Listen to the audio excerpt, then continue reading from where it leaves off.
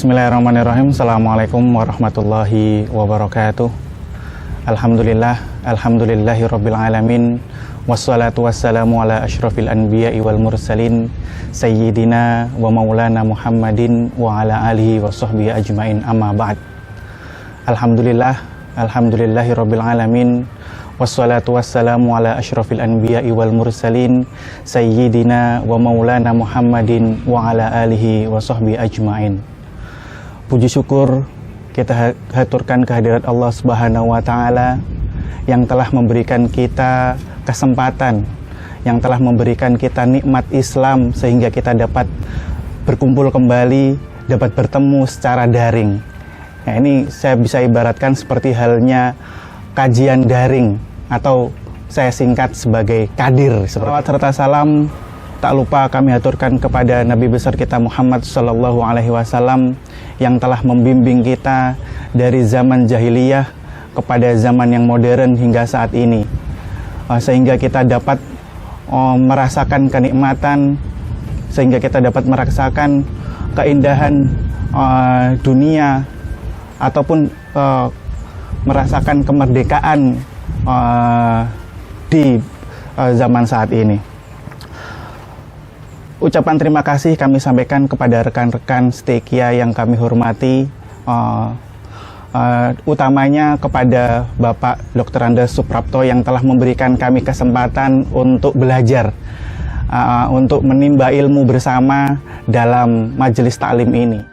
Sahabat yang dirahmati oleh Allah Subhanahu wa taala, beberapa hari yang lalu kita memperingati hari kemerdekaan kita yang ke-75 tahun. Nah, ini menandakan bahwasanya tepat 75 tahun yang lalu, yaitu 17 Agustus 1945, kita mendapatkan kemerdekaan dari bangsa penjajah, yaitu pada waktu itu adalah bangsa Jepang ataupun Belanda. Apa sih arti daripada kemerdekaan itu sebenarnya? Dalam Kamus Besar Bahasa Indonesia, kemerdekaan diartikan sebagai sebuah kebebasan. Kemerdekaan diartikan sebagai sebuah aktualisasi diri untuk bisa mengerjakan segala sesuatu dengan mandiri, tanpa campur tangan dari bangsa lain. Sedangkan istilah kemerdekaan dalam bahasa Arab yaitu ada al-hurriyah dan al-istiqlal, di mana bebas atau lepas dari segala bentuk ikatan atau penguasaan pihak lain, kemampuan mengaktualisasikan diri tanpa adanya segala bentuk pemaksaan atau kekerasan dari pihak luar.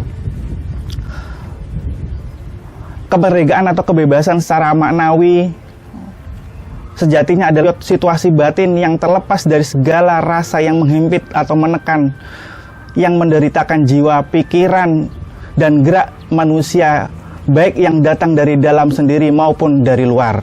Kalau biasanya mahasiswa, kalau melihat film drama Korea, ada salah satu contoh yang sangat bagus, yaitu adalah kaitannya dengan film Itaewon Class, di mana di situ menceritakan kaitannya dengan sebuah kebebasan. Kebebasan dari apa? Kebebasan dalam mengaktualisasikan diri, kebebasan untuk membuat keputusan sendiri dalam hidup. Nah, tak perlu membayar atas prinsip-prinsip yang datang. Itu yang dikatakan oleh Pak Seroy. Sahabat setia yang dirahmati oleh Allah Subhanahu wa taala, bagaimana kemerdekaan dalam perspektif Islam itu sendiri? Kemerdekaan dalam perspektif Islam dikisahkan dalam sebuah kisah Nabi besar kita, yaitu ada 3. Pertama adalah Nabi Ibrahim, ada Nabi Musa, dan ada Nabi Muhammad Sallallahu Alaihi Wasallam. Apa yang kita bisa ambil dari kisah-kisah Nabi tersebut? Pertama adalah kisah Nabi Ibrahim alaihissalam. Kemerdekaan yang dapat diambil dari kisah Nabi Ibrahim ketika ia membebaskan dirinya dari orientasi asasi yang keliru dari kehidupan manusia, di mana dikisahkan di dalam Al-Quran surat Al-An'am ayat 76 sampai dengan 79, di mana kisah perjalanan pencarian spiritual Nabi Ibrahim dalam membebaskan kehidupannya dari orientasi hidup yang diyakini oleh masyarakat pada waktu itu keliru. Apa kira-kira? Hal tersebut adalah penghambaan terhadap berhala. Penyembahan berhala itu sebuah kesalahan besar, karena menurunkan harkat dan martabat manusia itu sendiri. Yang kedua, makna kemerdekaan juga dapat dipetik dari kisah Nabi Musa alaihissalam ketika membebaskan bangsanya dari penindasan Fir'aun, di mana kekejaman rezim Fir'aun terhadap representasi komunitas yang menyombongkan diri dan sok berkuasa di muka bumi, atau dikatakan mustabikul khairatun fil ard. Keangkuhan rezim penguasa ini yang membuat tak segan untuk membunuh, memperbudak kaum laki-laki bangsa Israel dan menyisakan kaum perempuan. Keangkuhan inilah yang mendorong Nabi Musa alaihissalam tergerak untuk memimpin bangsanya, membebaskan diri dari penindasan yang akhirnya memimpin kemerdekaan sebagai bangsa yang mulia dan bermartabat. Ketiga, yaitu kisah sukses Nabi Muhammad SAW dalam mengemban misinya sebagai khalifatun fil ard, di mana Nabi Muhammad SAW menghadapi sebuah masyarakat yang mengalami 3 penjajahan sekaligus. Yang pertama adalah kaitannya dengan disorientasi hidup. Yang kedua ada penindasan ekonomi, ataupun yang ketiga yaitu adalah kezaliman sosial. Apa yang dimaksud dengan disorientasi hidup? Di mana disorientasi hidup ini diekspresikan dalam penyembahan patung oleh masyarakat Arab Quraisy. Rasul berjuang keras mengajarkan kepada umat manusia untuk menyembah Allah Subhanahu wa Ta'ala dan menyuruh untuk meninggalkan tuhan-tuhan yang terbuat dari berhala itu, yang menurunkan harkat dan derajat daripada manusia. Di mana kisah tersebut ada di dalam surat Al-Luqman ayat 13, Yusuf ayat 108, dan Az-Zariyat 56. Yang kedua, penindasan ekonomi dilukiskan di dalam Al-Quran sebagai sesuatu yang kekayaan itu hanya berputar kepada orang tertentu saja, atau hanya berputar kepada orang kaya saja. Rasulullah SAW mengkritik orang-orang tersebut yang hanya memperdulikan kesejahteraan kelompoknya saja tanpa memperdulikan kesejahteraan sosial ataupun keadilan dalam ekonomi. Hal tersebut juga tercantum di dalam Al-Quran surat Al-Humazah 1-4 ataupun surat Al-Ma'un ayat 2-3. Yang ketiga yaitu adalah kaitannya dengan kezaliman sosial.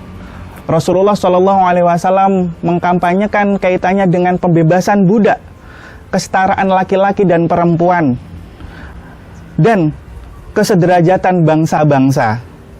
Dalam khutbah terakhirnya di Arafah pada saat Haji Wada, beliau menegaskan bahwa tak ada perbedaan antara hitam dan putih, antara Arab dan non-Arab, antara yang kaya dan yang miskin. Semuanya sama di mata Allah Subhanahu wa Ta'ala. Yang membedakan adalah kaitannya dengan ketakwaan.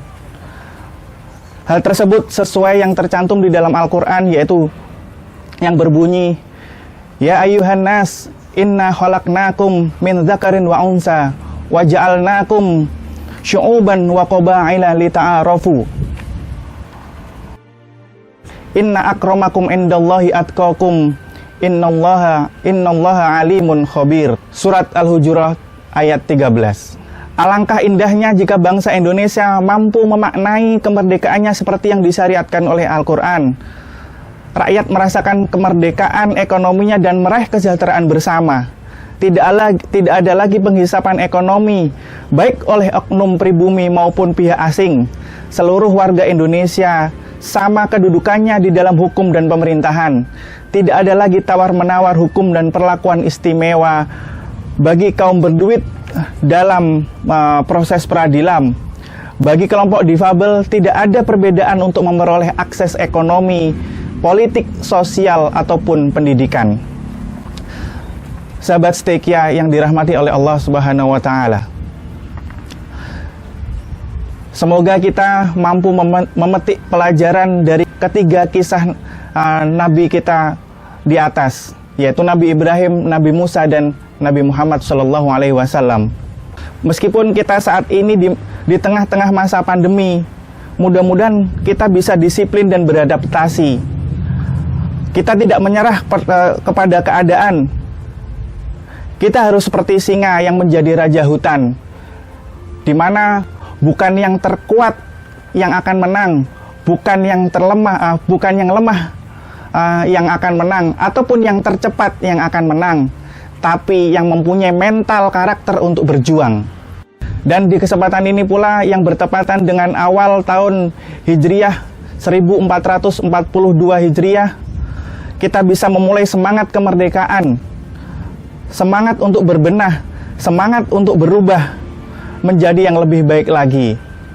Jangan sampai kita diam, jangan sampai kita tertinggal, dan jangan sampai kita berhenti, karena lambat tertinggal, diam tertindas, berhenti mati. Sahabat yang dirahmati oleh Allah Subhanahu wa Ta'ala, mungkin ini yang bisa saya sampaikan dalam kesempatan kali ini. Apabila ada kata-kata kami yang kurang berkenan, kami mohon maaf yang sebesar-besarnya.